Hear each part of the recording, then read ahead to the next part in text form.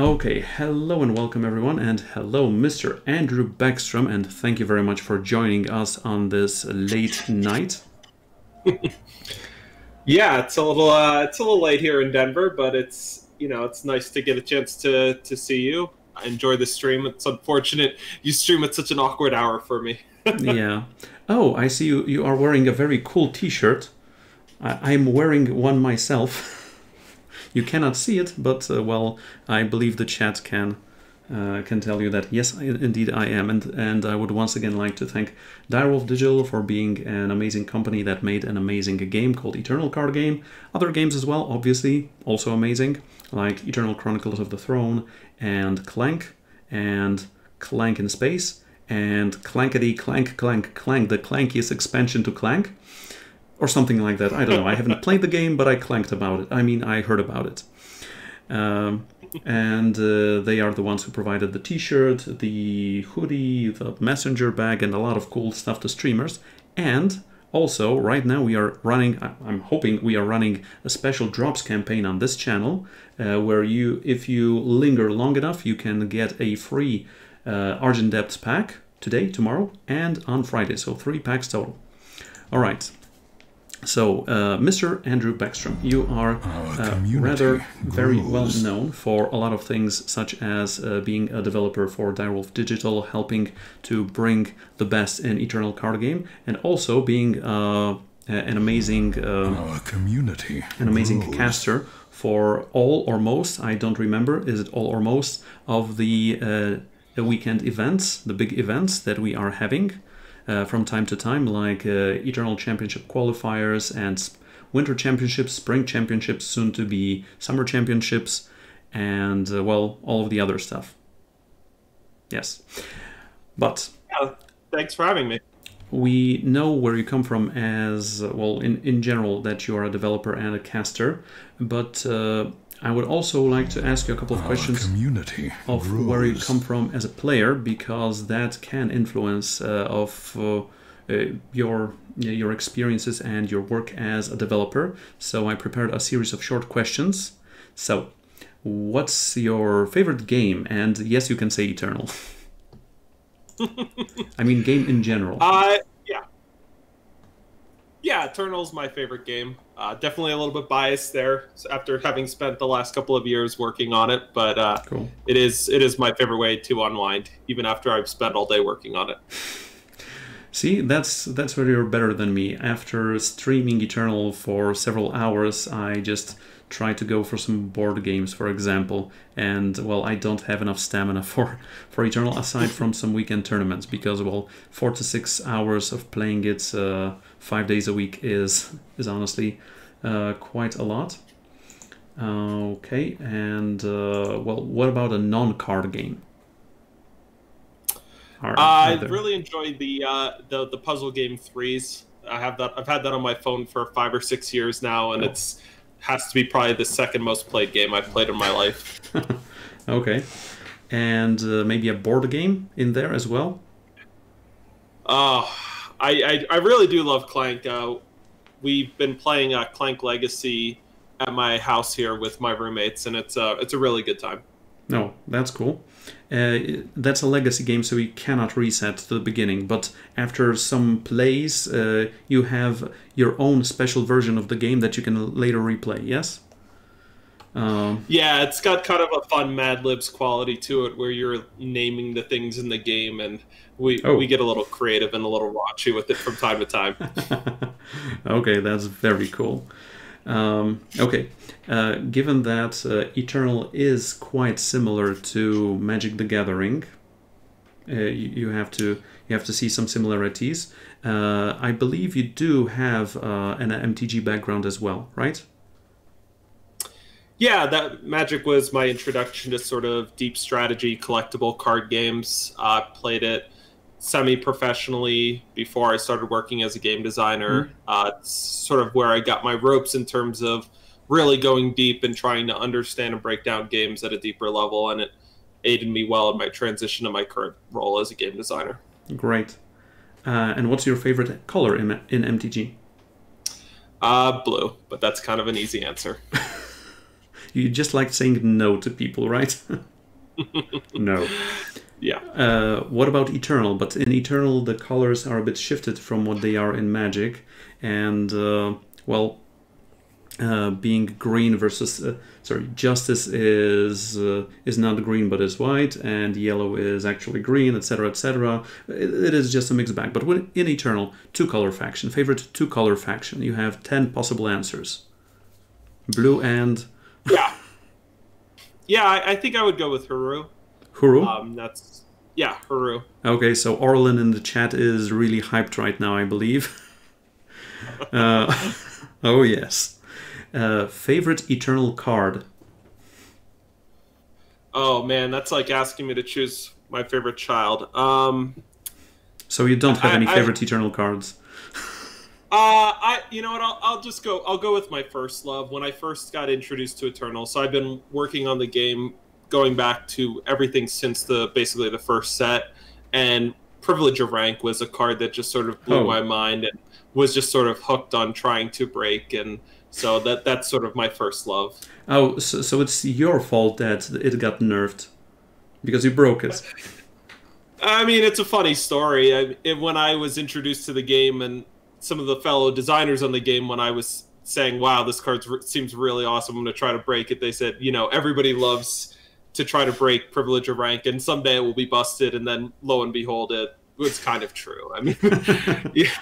I mean, when Eternal as a game first started, the best discard effects were things like Herald Song and Blind Storyteller, and you know, those weren't going to remain the best discard effects for long. Honor of Claws, Bullet Shaper kind of proved out that, you know, Privilege of Rank is pretty strong in its original form. I mean, come on, Privilege of Rank, a green card, was splashed into a blue-purple deck.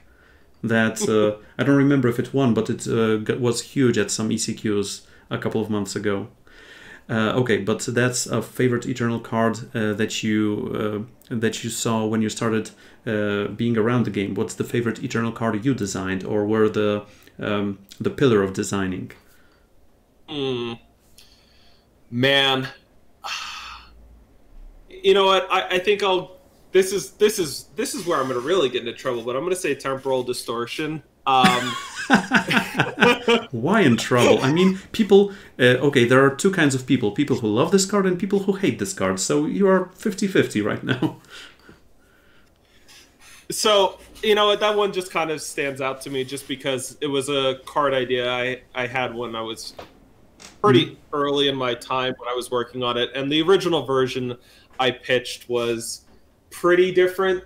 The original version I pitched was basically... you took like sort of a turn during their turn, so it was a relic where you would draw a card at the start of their turn, refresh all your power, ready all of your units. All your units have ambush, all your spells are fast. So basically, like, you could do your entire turn on their turn too. Okay. And that version was a little bit intense. I mean, I think everybody knows Temporal Distortion can be a pretty intense card, but this was a version that we settled on that sort of preserved some elements of it. So anyway, I always have a soft spot for that card because I think Temporal, the team that worked on it got it to a much better place than the version I pitched on it. So, and that's really the goal that we're always trying to do, is when you pitch a card idea, it's about trying to get it to the best possible version, not just keep it whatever in the exact form that you pitched it at, so that you get to say, I'm 100% responsible for this card. It's always about what's going to make the game the best. Yeah, that's why I said, or being the pillar of creating a card. Okay, so now we know that you are rather a control player, and where your roots are. So let's get to Eternal in the fullest. So I really love the fact, and I believe a lot of people in the community also love the fact that you guys are doing not just nerfs but regular buff patches for cards, especially for underused cards. I mean, sometimes you can see that a card is not being played, and then, for example, you're changing Bisma from, was it a 4-cost into a 3-cost, and then suddenly Argentport Unseen are everywhere. And well, even just changing the stat line by 1. Like, for example, Kira the Prodigy, and I'm showing these cards on the stream right now as well. Kira the Prodigy was a 2-costing 2/2 Unseen. This is a card made by Yodabyte. This is the first community card, so to say, in Eternal Card Game. But it got buffed from a 2/2 to a 2/3, and at a certain point, there was a huge resurgence in seeing this card being played in a wide variety of decks. So even buffing a stat by 1 or decreasing the cost by 1 makes a huge difference. So how do you choose the cards to receive the buffs? Because we're seeing these kinds of patches like every 2 or 3 months, something like that.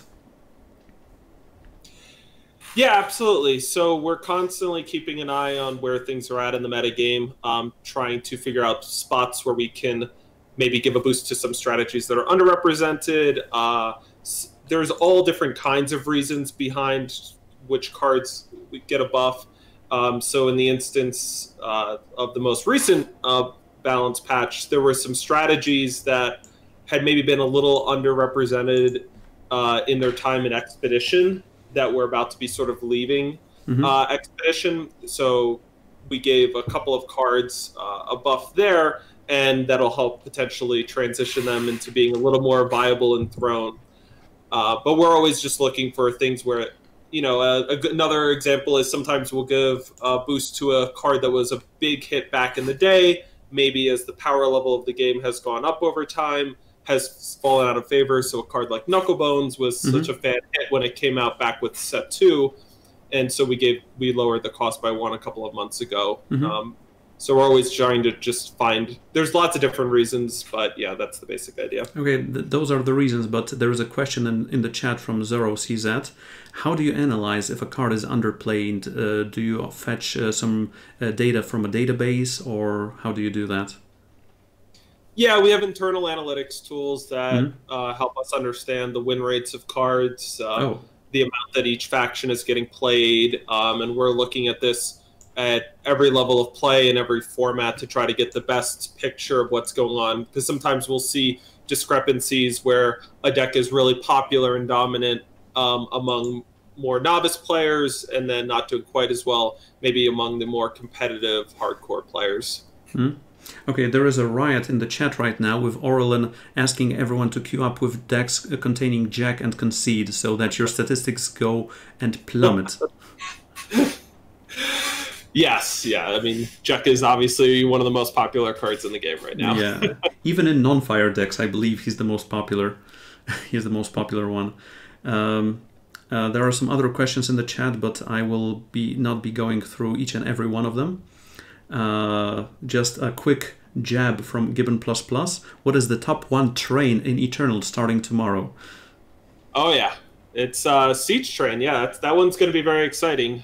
So Gibbon is referencing the fact that the card that they submitted for designing a card through the community store is coming out in Argent Depths tomorrow, and they actually revealed it today. So if you go onto the Eternal subreddit, you can check out that card. It's a really sweet design. We had a ton of fun playtesting that one, and we're really excited for people to get a chance to play with it themselves tomorrow. I'm just showcasing the card on the channel as we speak right now as well. So congratulations, Gibbon, for making an amazing card. And well, yeah, let's get on with the questions. Getting back to those buff patches, which card you personally would like to see buffed in a way that is currently underplayed? That's a good question. One of the things we're always trying to do is trying to sort of space that stuff out. So there are some cards that we sort of have earmarked that maybe might get buffed in the future. I have a soft spot for Sentinels personally, so we'll see. No promises. There's nothing set in stone, but that's a sort of a tribe that I have an affinity for. So you would like to buff Sandstorm Titan even further, right? To a 6/7, like Cosmicer is suggesting in the chat.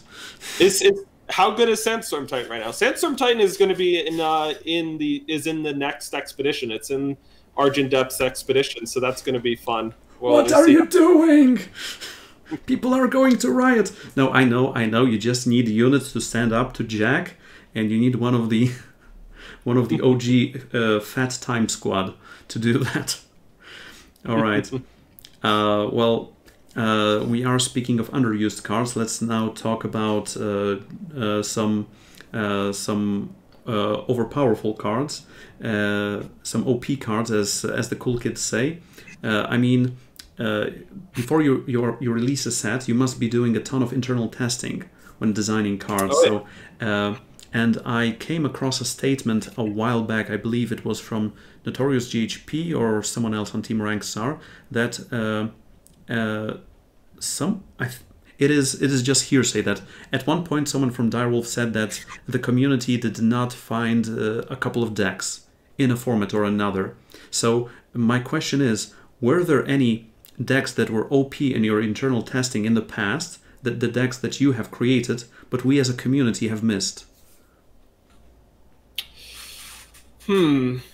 That's an interesting question. So there's always sort of cards and decks that are more underplayed in the community than perhaps we were playing with in testing or playing with currently. Usually, we usually don't come to the assessment that something was OP in testing, because if we did, we would probably change the cards. But once things are out in the real world, sometimes we're trying things.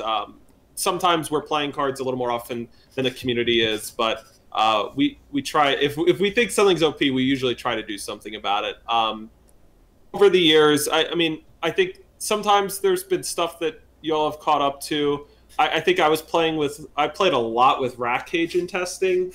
I thought that was part of a serious, like, potential player, and then Batteries ended up sort of figuring out a really good version of it list that was pretty similar to the one that I had been playing. So that's a good example of that. I think the one example I can go to, the one that sort of made me try to stop breaking things when I'm playing on the live server was, this is a funny story, was when Fall of Argenport came out, I was playing with Cambrai Alessi with Safe Return and all of that, and I gave the list to one of my fellow designers, Louis Scott Vargas, and he played it on stream. People took the list, and then they ultimately made it into sort of the best deck of the format, and then we ended up deciding we were going to live balance Safe Return. So that was sort of a lesson about, like, maybe we don't try to, like, break the format as a designer. We're just making more work for ourselves to rebalance the game if we do that. So, but we don't like to work. We like to play OP decks. All right. Yeah. So,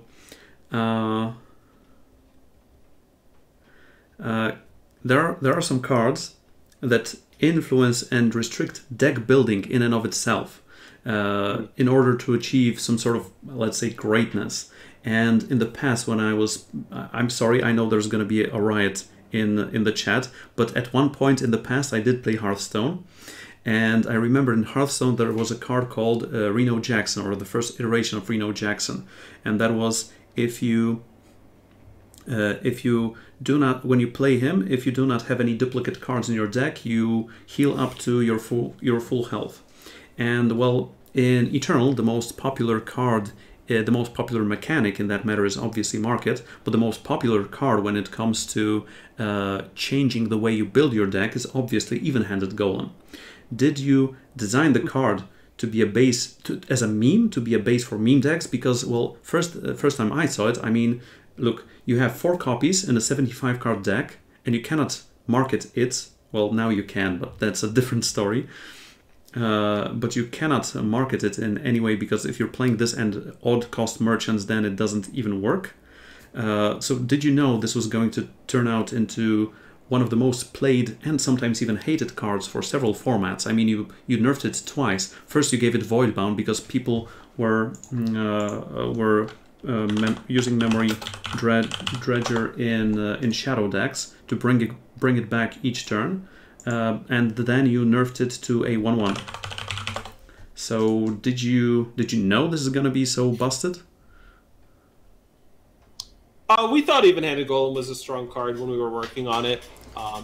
definitely showed that there was a strong appetite when we put it out there, and it remained so popular in the various iterations for more value units that could provide you sort of a powerful, lasting effect when you played them. And it has definitely been informative for future designs about trying to tap into some more of the experience that even-handed Golem did. I think, if anything, one of the issues that came up with even-handed Golem was that if you wanted to sort of play that sort of value-y engine type of game, it really felt like it was even-handed Golem or bust. So I think that the fact that it was so frequently, whether you were playing against different factions, at times you would play against an even-handed Golem deck, definitely contributed to some of the feelings of feeling a bit the card wearing out its welcome, so to speak. But yeah, now in its form as a 2-cost 1/1 void bound, it's also a little bit more in line with it. You know, one of the things we are always doing when we're testing cards is we try to start with the sort of the most aesthetically pleasing or the most clean version of the design, and it's just a nice 2/2 for 2/2, no void bound. That's certainly the place to start, and then we'll make adjustments as needed. If we discover a card's too strong in testing, well, obviously we'll make adjustments there as well. Was there a huge discrepancy for even-handed golems in games where decks that had even-handed golem, when it was drawn and when it was not drawn in the first, or it was played on turn 2 and not played on turn 2 when it comes to win rates? Oh, you know, I never saw the specific statistics on that, but I would imagine it probably was the decks were much stronger, and that's part of the appeal of playing with those sort of decks that require you to build around sort of one piece. Is there's a real rush of excitement and power level when you draw that critical piece that makes your deck come together.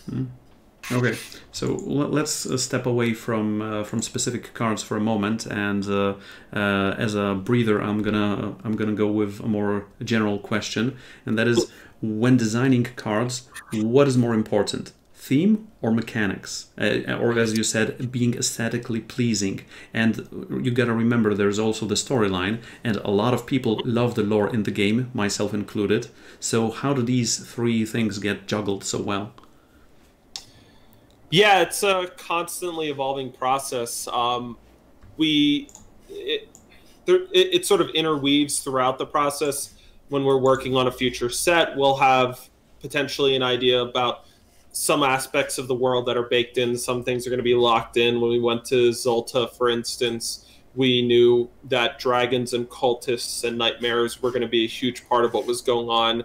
Sometimes with the sort of the aspects of a world or a set, some of the features of the cards and the people that are involved in the story won't be fully fleshed out. And as we're sort of playtesting and figuring out what is the most fun version of these cards and these characters, we'll then use that to inform some aspects of their personality, how they're interacting in the storyline. And then that aspects of that are coming back to inform future iterations of the card file. So it's sort of this feedback loop that's constantly going on, where we're trying to do a great job. And the team that does the concepting of the cards does a really amazing job. We really rely on them, because we will just constantly be coming up with card ideas that may be really wacky, and then we need somebody to actually translate that into a card concept that works. And I'm always impressed with what they're able to come up with, because, you know, translating something can be challenging. I mean, that's not my forte, but the concepting team here does a great job. I have a sort of a break question from Cosmicer in the chat. What's your favorite scion? Which one? Svetya. Which one? We will have a third version now. We have Baby Svetya, the Huru one, the promo one. We have Mama Svetya, the big one that everyone, well... and we will have another Svetya in the coming set, I believe. Yeah. I don't recall if we've previewed the Svetya that's in Argent Depths, but there is a Svetya coming tomorrow, so get excited for that. Yes, there is a... Sorry, there is a... Not here, not on your face, sorry. Let me pull it up here. Sorry, where is it? Svetya, where? Oh, here we are, under S. Svetia. So Svetia is a 6 costing triple justice, 5/5 Aegis, Svetia Lightbringer. Aegis, Surge, each unit in your deck gets +1/+1, summon. The enemy player can't play units until the end of your next turn. So yeah, I can see why you like this card so much. The enemy player can't play units until the end of your next turn, so no more chump blockers. Nope. Nope. Okay, and remember, creating tokens of units is also playing. Play and draw are two very distinct keywords in the game. Okay, so that's Svetia, that's the side question. And now I gave you a breather, so I'm gonna go with a more difficult question. How do you design some of the more complex cards in the game? I myself have clicked the button and am being helped and guided by the team at Direwolf to design a card in coming to Eternal in the near future, far future, I have no idea. And it was very difficult to come up with a design for a card that has not been in the game yet. I mean, I kind of managed to do that in a way or another, hopefully. But hundreds of cards that are amazing. I mean, let's take a look at Savage Incursion. I remember when I was thinking about designing a card, I took a look at Savage Incursion. It is my favorite card from Echoes of Eternity. And how can you come up with such a wide array of abilities on one card that actually work? And well, I did play a Savage Incursion deck in one of the ECQs, and I believe one of those games was even cast. This was one of my main kill conditions in a Felon deck with Savage Brokers and Unfamiliar Interlopers and Savage Incursion, so milling to fuel this, etc, etc. But this is a 5 costing triple primal spell. First, you get to deal 3 damage, always. Then, if the enemy player has 10 or more cards in their void, you get to draw 3 cards. But if they have 20 or more, you get to play 3 6/4 dragons with Flying and Overwhelm. How? Yes, Zelos, I do remember Frog Aggro, when they played a Rain of Frogs on my Savage Incursion and I had almost no win conditions, and it was very sad for everyone. Sad trombone. But how do you come up with a design for such an amazing card? Yeah, so when it comes to designing cards, the first thing to keep in mind is that you got to take a lot of shots. And by that, I mean we come up with way more ideas for cards than we ever release. And then it's also a team effort.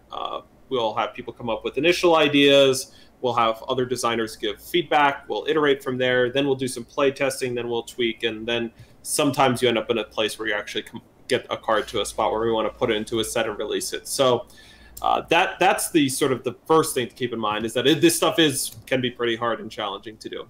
So to give you an example of Savage Incursion, this is a pretty good example of a card that was designed to sort of enable an archetype and a new deck.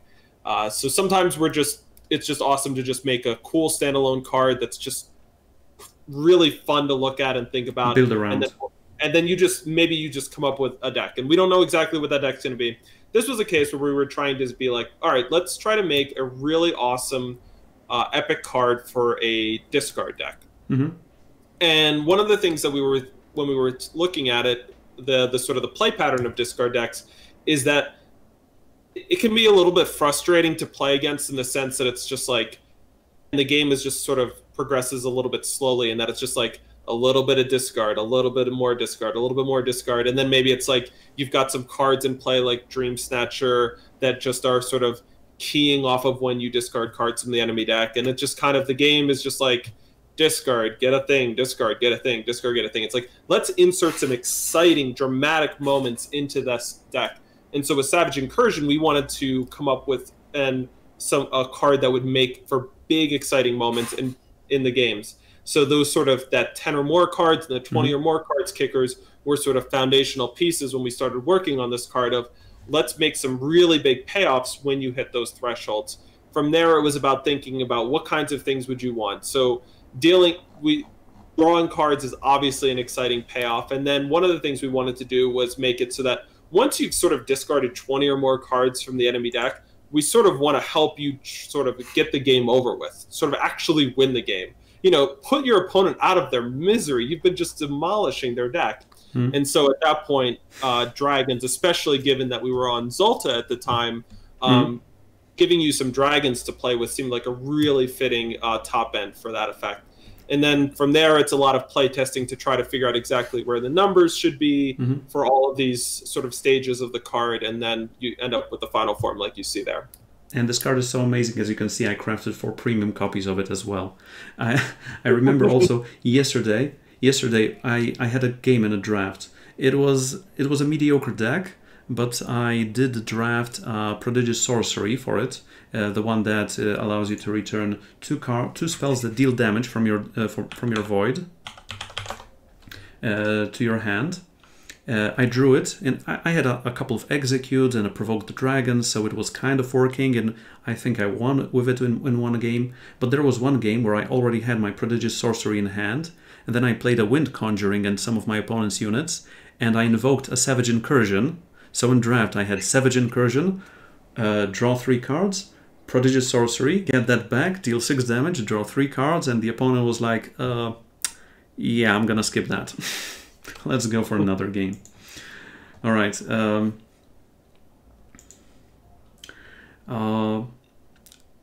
Do you as a team have sort of a blacklist or just a list of potentially combo-esque or rule-heavy cards that you check all the new cards designed against to see if there's any potential for brokenness? Like, I believe Means to an End could be called such a card. I mean, this was one of the examples when I was talking to the Direwolf team while I was designing one of my cards.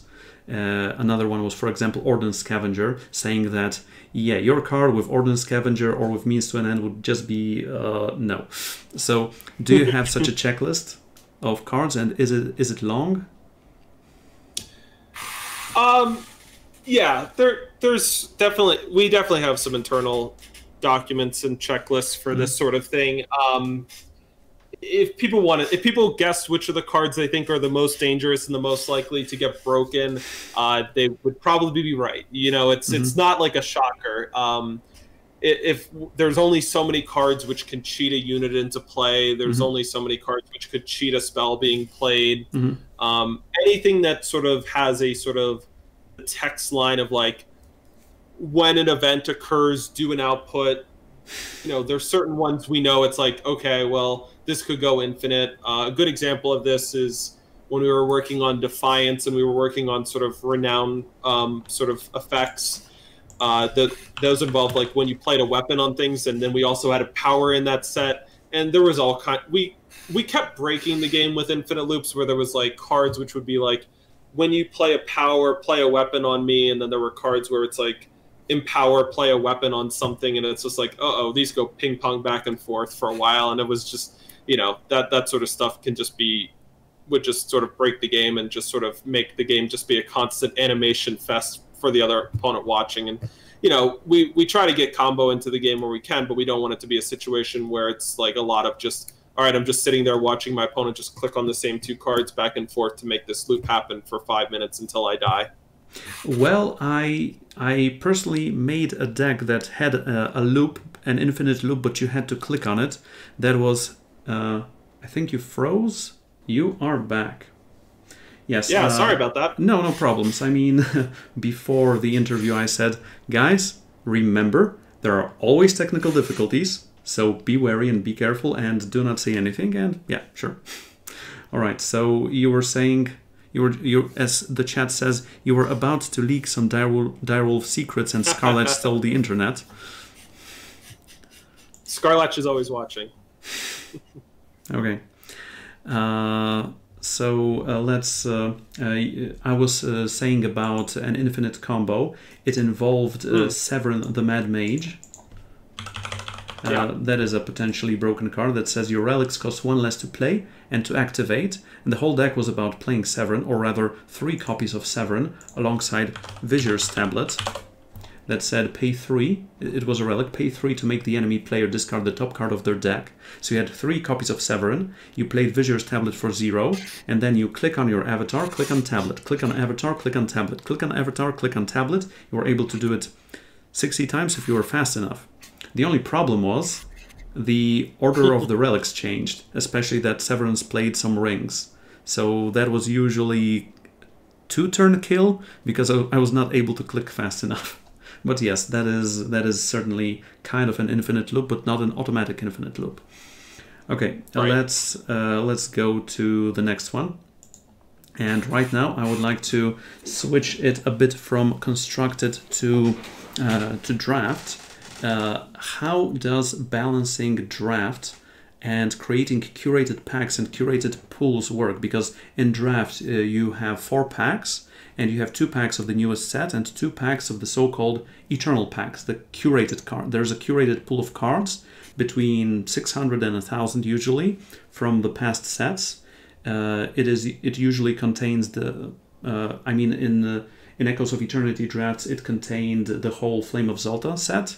In Argent Depths, it contains the whole of Echoes of Eternity, because that is also necessary for Expedition, because all the cards available in draft are also available for Expedition.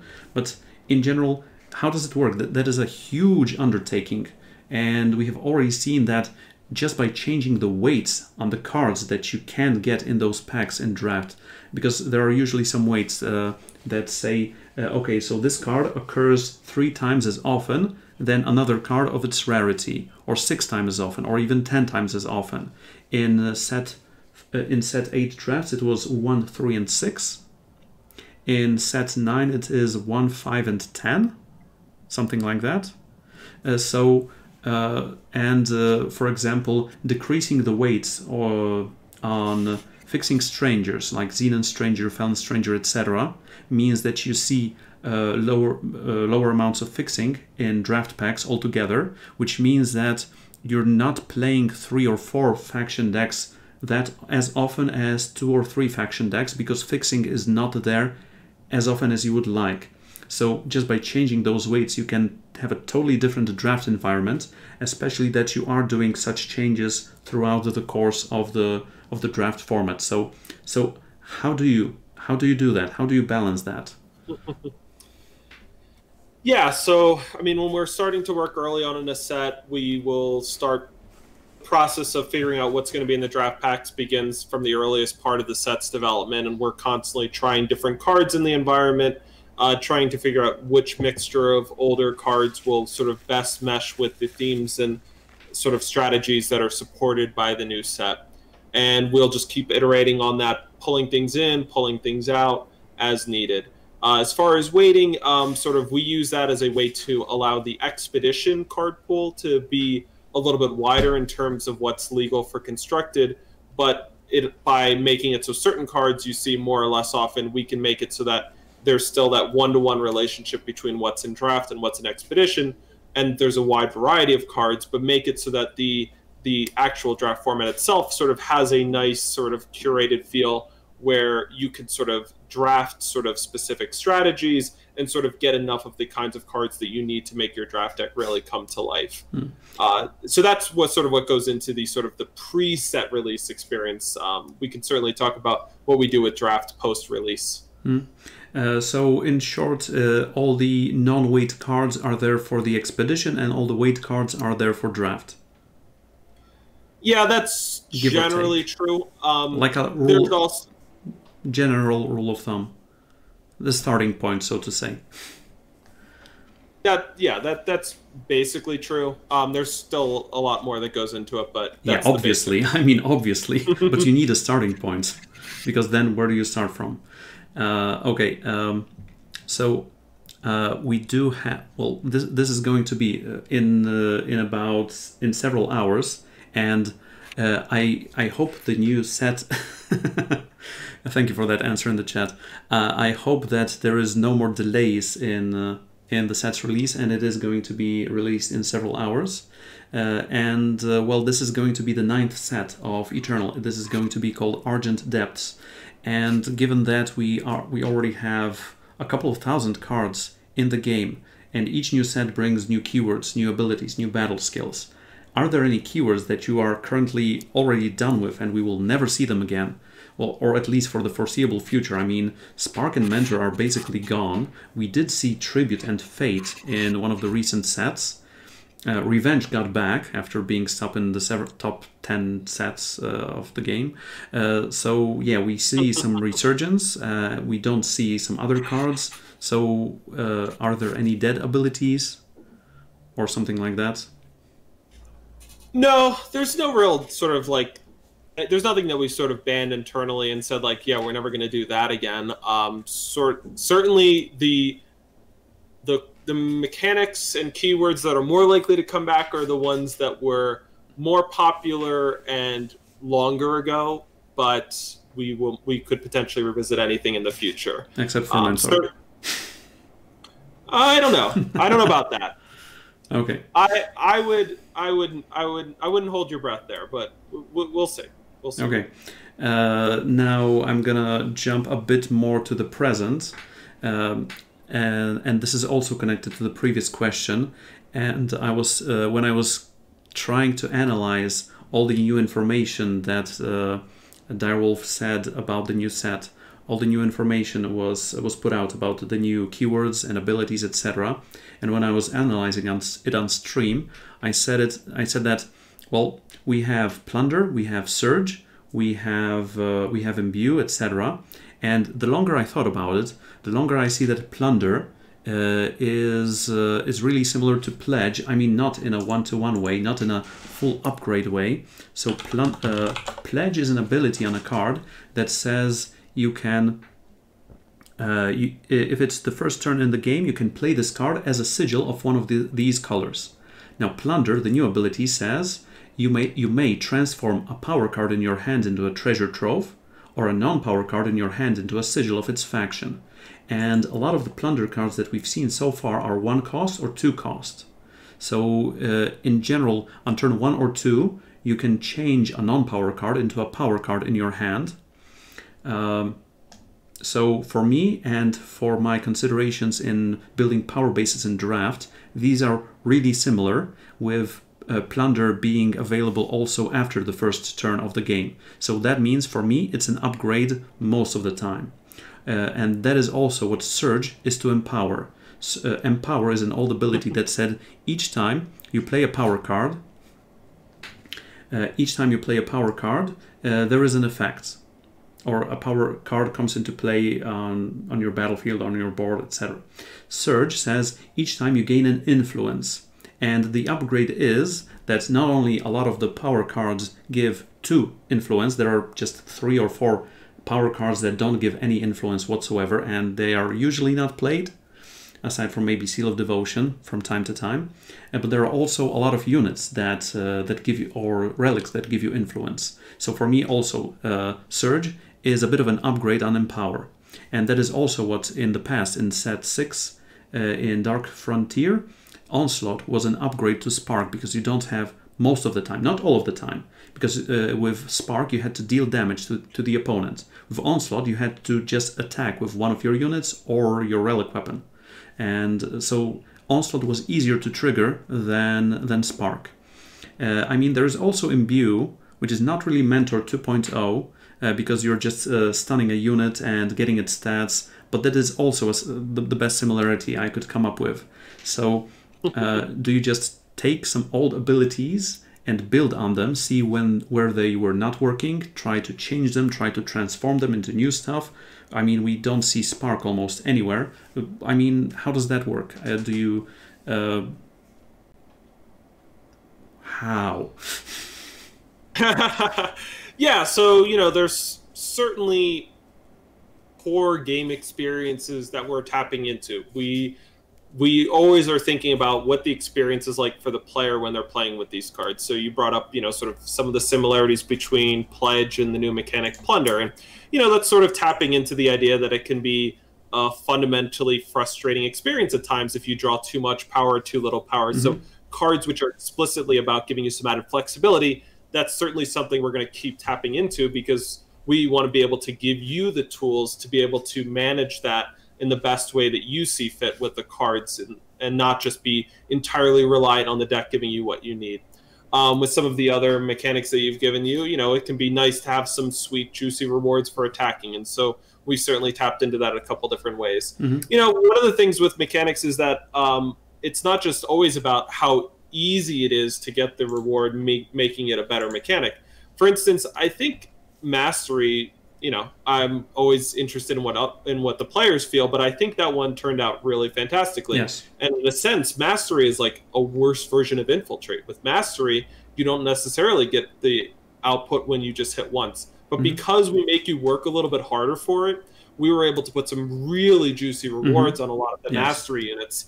And I think that mechanic ended up playing out fantastically. So, it's always about trying to find that right balance. And sometimes the bigger the quest, the bigger the reward. So we're always trying to figure out this sort of the sweet spot for all of these sorts of incentives. Yeah, Mastery is certainly a sweet spot. For me, it's not a worse version of Infiltrate, but it's a different version of Ultimate, more like it. So you don't have to pay or do something, but you have to deal damage. And it is, in general, a great mechanic. And while we are talking about mechanics, well, Exalted. Exalted was talked about being OP, especially with stuff like Killer or Revenge or stuff like that. And then in set 9 you are releasing Decay, which is also a kind of a twist on Deadly, but not that much. Decay is a battle skill that says permanently reduce the attack and health or armor of units and relic weapons it damages. So is Decay here to combat Exalted? We certainly had that in mind to some degree. Decay, sort of one of the things that comes up, whether it's with cards or mechanics, is where some of these have been existed in sort of the archives, the vault of that we have internally. Unlock the vault. Unlock the vault.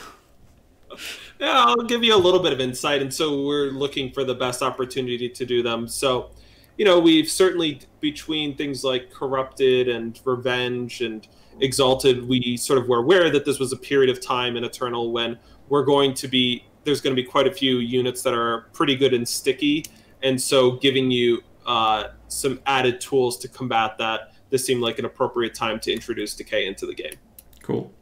Okay, so now the most important question of the interview. Okay, are you ready? I'm ready. Okay. Why is Prism Golem no longer a Beyonder? Oh, sure. Yeah, sometimes things can...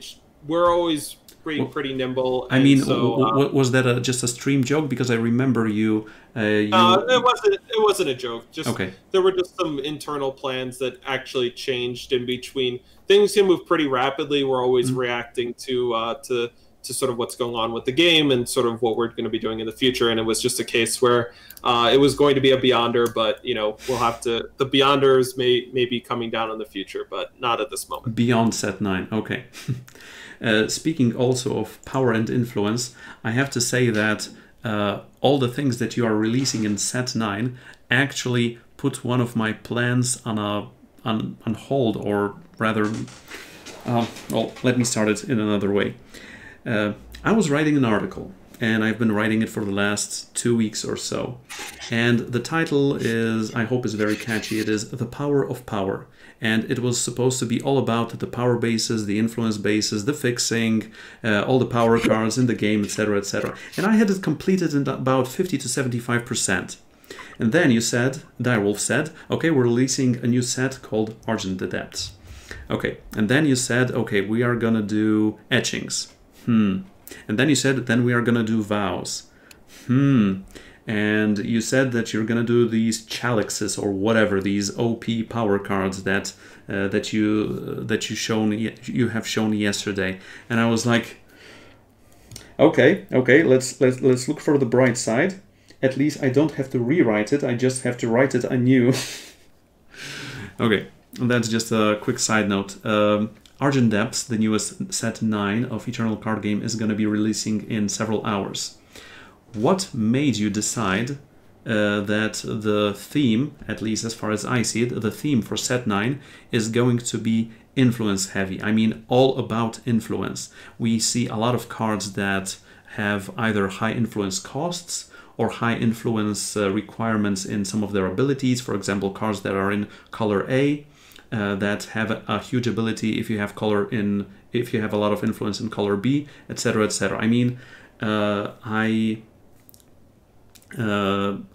personally love those cards. For example, a 2 cost with 3 of one influence and 1 of the other. So cards that you cannot play on turn 2. Well, now we know we can play them because then you've shown symbols as a new power source. But I'm gonna get to symbols in a moment. Okay, my main question is, what was first? Did you want to make a set with heavy influence requirements, or did you have a lot of funky ways of fixing influence that you wanted to introduce? Which hand was first? Which side was first? Yeah, so the idea of doing a set that went really deep on sort of influence and sort of all of the design space that exists with doing weird influence requirements and weird influence costs. It's always been an exciting idea for us. There's a lot of, I think this set will hopefully show off to everybody that there's a lot of cool things that you can do with once you play around in that space. It's been something that's been talked about since the time I've been working on the game. And, you know, it's sort of the idea of trying to find the right time for it. I mean, the symbols are a card that I first played with Fire Symbol, you know, 3 years ago or whatever. Oh my goodness. Yeah. The card's been around for a while, but it was sort of the trying to find the right opportunity for it. And sort of, you know, with a card like Roll It, for instance, that's a, you know, that one is the kind of card where it's got this crazy influence cost. I think it really lands best and plays best if you've sort of been playing Eternal for a while, if the game's been out for a while, and then it's like, you think you have an idea about what a 4-drop can look like, and then we do something like this, and it's sort of like, this is a real sort of different kind of thing, and so we're excited to see how players will be able to take advantage of a card that has these sort of costs and these sorts of abilities. The idea of why now, you know, when we did our second set on Zolta Echoes of Eternity, that was a set with a pretty heavy 3-faction focus. And so the idea of doing the next set being something where we made you feel rewarded for going a little bit deeper, primarily on 1 faction, or just maybe more intensely on 2 factions, is a nice way to sort of go the other direction from what Echoes of Eternity was more about. And so the focus for the time that we were working on Argent Depths is like, all right, we're going to do the influence set. We're going to go deep. What's the craziest power that we can do? What are the weirdest looking influence cards that we can do? But ultimately, how do we make that stuff fun? Because, you know, you can make a card look really exotic and new and different, but if it's not fun, well, that's the game. That's the thing that we need to do. So it took a while to get there, but I'm really happy and excited with where things turned out, and I'm excited for you all to get a chance to start playing with them tomorrow. I mean, I remember I was wondering several months ago or even a year ago if you would ever release a power source that gave you 2 of the same kind, like Shadow Shadow or Fire Fire, and what would be the caveat? I mean, would it just come into play depleted? Would it deal damage to you, etc., etc.? And now I know the answer, and these are even common. I mean, this is amazing. This is an amazing design. And while we're on power cards, let's quickly take a look at... could you pronounce the name of the newest set of these rare dual power cards? Because this is the thing where people disagree. Is it Kylix, Celix, Silix? This is your test. This is your moment. What you say now is how people will pronounce the card's name. So admittedly, I believe it's Silix, and that's just from literally Googling how to pronounce Silix. But you know, that we'll see. Anyway, but yeah, so these powers, these are real big ones. These are no joke. So yeah. you know, getting a treasure trove from a power card, that is a big reward. And so this is sort of one of the first things when we were talking about, you know, what's sort of the most audacious power that we could do. It's like, what could we do that's like a really big reward for having some influence already in the factions that this is unlocking for you? And sort of in that theme of trying to reward you for going deeper on one or two factions, these Silexes do a great job of that. Okay. I mean, set 9 really is a beautiful set to behold, at least from the spoilers we've seen so far, what you can get from combining influence and power costs of a card, twisting in additional options, like, let me take a look. There are some cards that start with from, like, for example, From Anguish. Sorry, that's a bit too... Yeah, so... I don't know how to approach them, seriously, because, for example, you can see it on the stream right now. From Anguish, 1 cost Justice spell. Kill a unit with 5 attack or more, it gets Void Bound. So it's 4 power discount on a downfall, but you don't get to scout. I mean, that is a huge discount. But also Transmute, which means if you have triple fire and triple shadow influence, but this is a green card, you get to transmute it into a 5/4 Burning Cruelty. It doesn't matter what the card does right now, but it's a Justice card that if you are playing Stonescar, it turns into a Stonescar unit. So you can put it in a Justice or Justice X deck to just use it for the kill a unit effect. But also you can put it in a Stonescar deck that doesn't have any Justice cards, and it gets transmuted. The only downside is if you play an Insignia while it's not transmuted, the Insignia comes into play depleted and mind blown on the design, what it implicates for the design, for the deck building, etc., etc. So, wow. Yeah, there's a lot of directions you could take from Anguish. Yeah. Like you mentioned, you could just play it in a Stonescar deck. You could play it in a Fire Justice Shadow deck. You could play it in a Stonescar deck where you have like a little bit of ways to unlock Justice Influence. I'm not going to tell you what the best way to use it is. That's for you all to figure out, but it's definitely one of these cards that sort of challenges you to rethink potentially how you might want to take advantage of the awesome flexibility that this can give you, because, that is a really nice effect. This can kill a Sandstorm Titan for 1 power, for instance. Okay, now the next question I've prepared a couple of days ago is no longer up to date, but I'm just gonna transmute it a little bit. The question was, we can see that even in Alt Argenport, Roland is not a Scion but a Nightmare, but Svetia is a Scion. Does Roland get a plaque for the shortest lived Scion? But then you revealed the cycle of the 5 new Scions, Caleb Claimless, Vara Limitless, etc., etc. And there is Roland there, and he is a Scion, so we are getting 6 Scions, 2 of them Justice. We are getting 2 versions of Roland, so did Roland just need to catch up to the number of cards that the other Scions had? Because right now Svetia is going to have her 3rd card, all the other Scions are going to have their 3rd card, Eileen 4th, I believe, because there is one Huru as well. And Roland suddenly from 1 gets another one, also gets his Nightmare version. I mean, what's up with that? Why do we have 2 Rolands in the new set? What's the story there? So the 7-drop cycle is sort of a it's kind of a flashback cycle. That's more to represent where the characters were sort of during the original beginnings of the game. Timeline. Okay. You're going to see those. If you're a new player just starting in the game, you'll see those new Scion cards taking their place in the sort of the onboarding walk campaign of the game starting tomorrow. As far as the Roland and Svetia that we see now, right now Svetia is the current Justice Scion, so that's why she's a Scion. And since Roland was the Justice Scion, that's why you see him there. As far as this form that Roland is in right now, we know that Roland died. We know that Jack killed him. He deserved it, so. But yeah, so as far as what form Roland is in now, well, you'll be able to keep up with the sort of the lore articles that we put out on the direwolfdigital.com website if you want to get a better sense for exactly what's going on with Roland during the events of Argent Depths. # Roland was never a good guy. Anyway, speaking of the lore, you probably read it on Reddit a lot of times, but people are constantly clamoring for you to put out as much lore as possible for you to do even more with that, because we are right now several years into the storyline of the game. We get some chapters each month.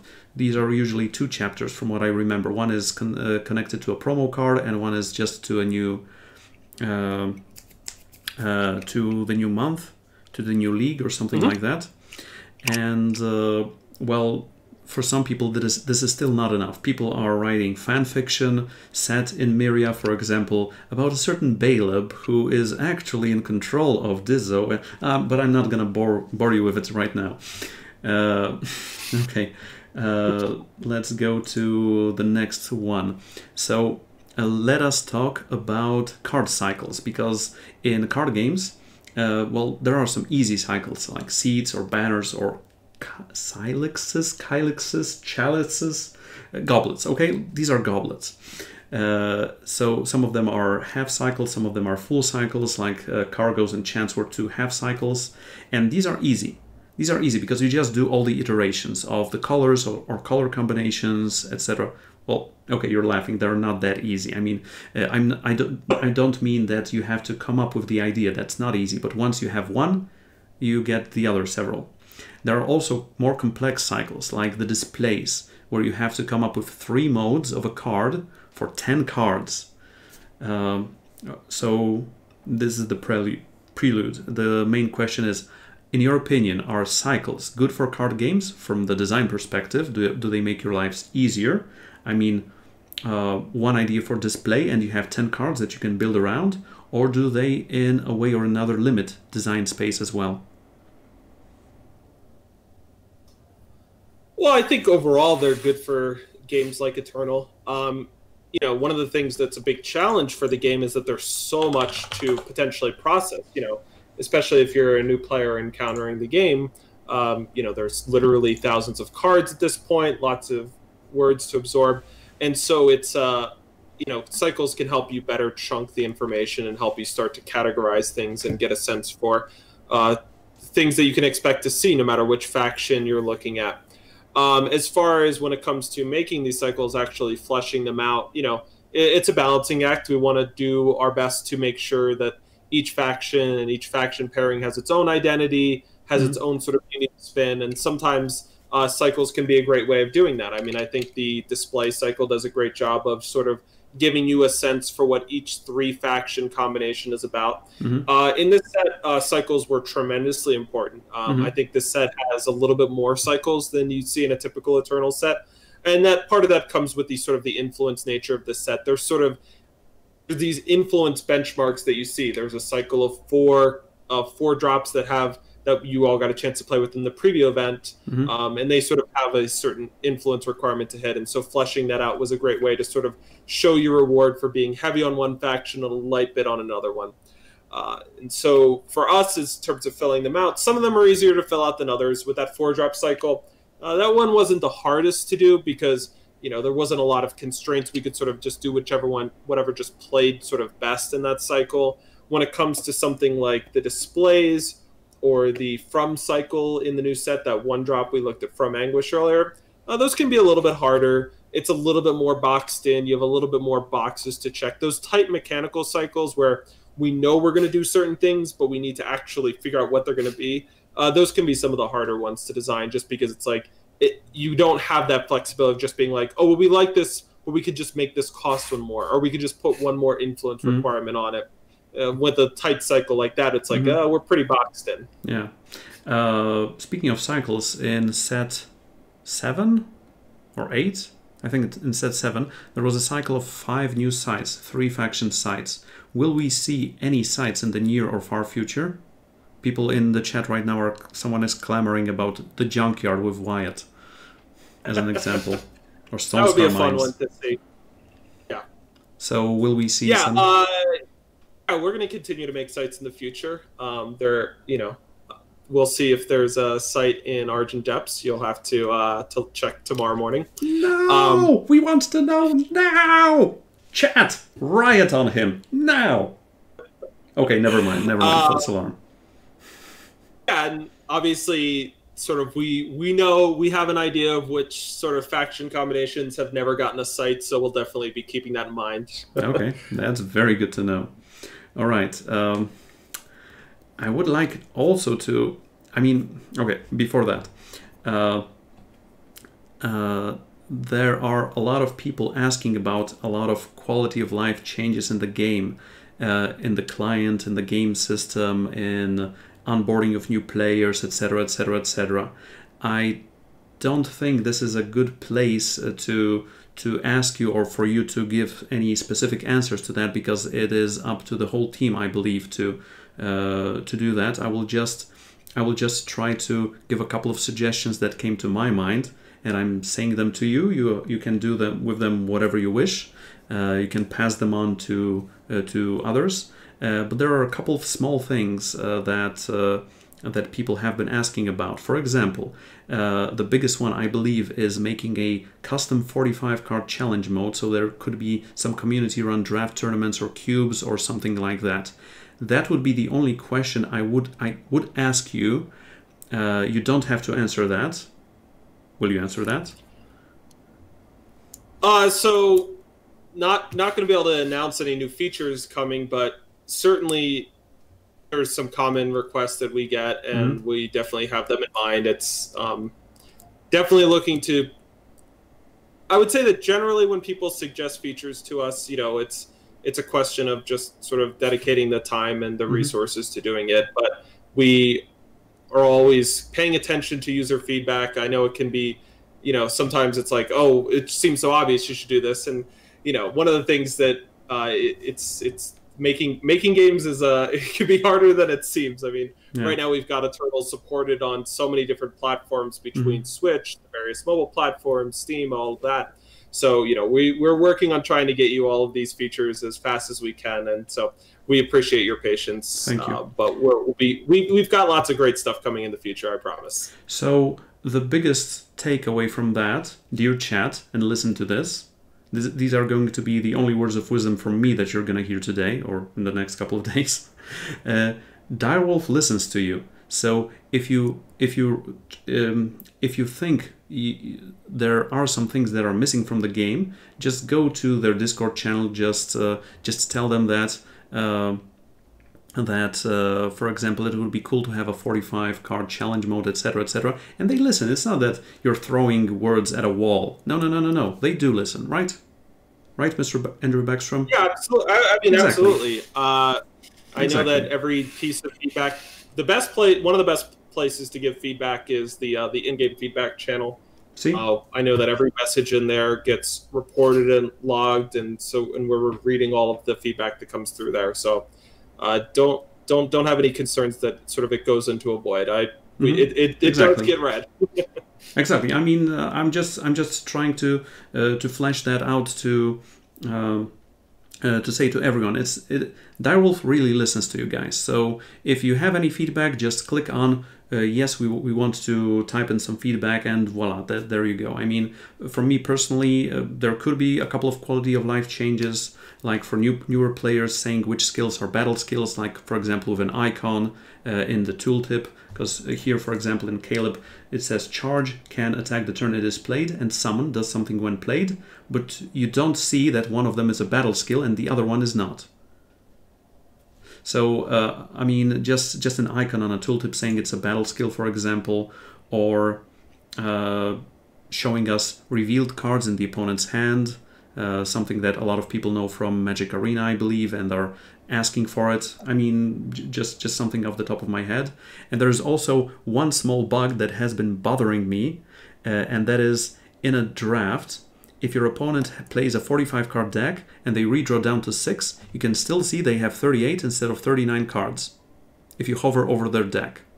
If you hover over your deck, you can see if you redraw to 6, it is 39, but for them it is 38. They draw their first card on their first turn, it is still 38, and then it goes correctly. It is a very strange bug. I don't remember if I reported it or not in the in-game feature, but something that just comes to mind. All right, just some finishing thoughts here. could you say something about the future of Eternal or Eternal related, like how far in future development are you, or will we ever see an Eternal RPG system or setting or something like that? I mean, you're probably limited in what you can say, because you guys like to keep your cards close to your vest, as the bridge players say. So is there anything you could tell us about the near or far future of Eternal card game? Aside from that, it's going to be great and amazing, and there's a new set coming in several hours. Yeah, there's a new set coming tomorrow. It's going to be a lot of fun. There's, we've got tournaments coming up. There's going to be an ECQ in July, so that'll be another chance for people to qualify for Worlds. Playing on the ladder right now can help you qualify for the summer championships. So get those summer points. You just earn them from reaching Masters and placing well there. As far as future sets, I can tell you that they've got me quite busy working on lots of cool stuff coming in the future. Some stuff that some stuff that I would get into so much trouble if I talked about. So that's all we can really say about that. But this set's going to be great, and we've got some really cool stuff coming down the pipeline. Okay, it has been really amazing talking to you. Thank you for taking a lot of time to be here with us and answer all those questions. It has been more than an hour already, so I'm not going to keep you up much longer, as it is, what, 3:15 a.m. for you right now? Something like that. So just one last thing, just your parting words. Could you tell us where people can find you and where people can find Direwolf, their products, etc., etc.? So first let's talk about you. Okay. Yeah, so probably the easiest place to reach me is on Twitter. And it's just twitter.com/abext. It's just and if you just search Andrew Baeckstrom, you'll find me on Twitter. For Direwolf, if you just go to direwolfdigital.com, you can find out more information on all the games that we make, whether it's our board games like Clank, our digital board game adaptations. We partner with a lot of board game companies to bring their games to digital life. Sagrada, Raiders of the North Sea are a couple of recent releases we've been involved with. And then obviously you can find lots more information about Eternal there. Our Eternal deck builder, Eternal Chronicles, is a really fun way to be able to play an Eternal style game in paper with up to 3 of your friends, or solo. Yep, there's a solo mode now. You can face off against a Zindel with your Eternal Chronicles deck. A Zindel? No, it was Eramat. Oh, I'm sorry, Eramat. Oh, so there will be a Zindel in the future. Yes. Okay, he promised. You heard it. He promised. And as far as reaching out, and then you can always shoot questions at me on Twitter, and I may be able to get you a quick response to that. As far as the set that's coming out tomorrow, I'm really excited for you all to get a chance to play with it, and we're looking forward to hopefully doing some more things with the community, some more community outreach in the future. So this was a lot of fun. I hope everyone enjoyed it, and we hopefully get a chance to speak with you all soon. Okay, once again, thank you very much. Thanks for having me. We didn't even talk about your card. I've been playing with it a bunch, and I'm excited for it to come out in the future. So I do have a follow-up question now. Yes, indeed I do. When will we see the Good Doctor? The Good Doctor is coming. It's not in Argent Depths, but it is coming. I don't want to give anything away just yet, because the plans aren't fully finalized quite there, but it's definitely coming soon. How are you enjoying the card design? It's a wild one. Do people know what it does? No. I mean, they saw the several versions I have sent to Direwolf in the first batch, the 3 first versions, and then I just said a bit here, a piece there, wink wink, it's not Baleb, wink wink, it's not Baleb at all, wink wink. So yeah. Yeah, I mean, I think the cool thing about it is that there's sort of 2 effects on the card that we've never seen before in the game. And oh my goodness, 2 effects that we've never seen before? Oh my goodness. Yeah. I mean, Beridan's card is amazing. Gibbons' card is amazing. Let's not compare those, because theirs are probably better. You've got you've got a tough standard. So far, all of the designer cards, I'm very confident they're going to be quite popular and fun. We know Kira turned out great, and Siege Train and Wasteland Broker are also home runs. So the good doctor's got its work cut out for him. So we're going to see. Okay, there are some air quotes on the good before the doctor, obviously, because believe me, up to no good. Anyway, once again, thank you very much, kind sir, and hopefully talk to you maybe in the future. All right, sounds good. Take care, everyone.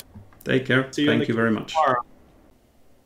Dear viewer, if you enjoyed the video, then for the glory of Baeleport, click on subscribe.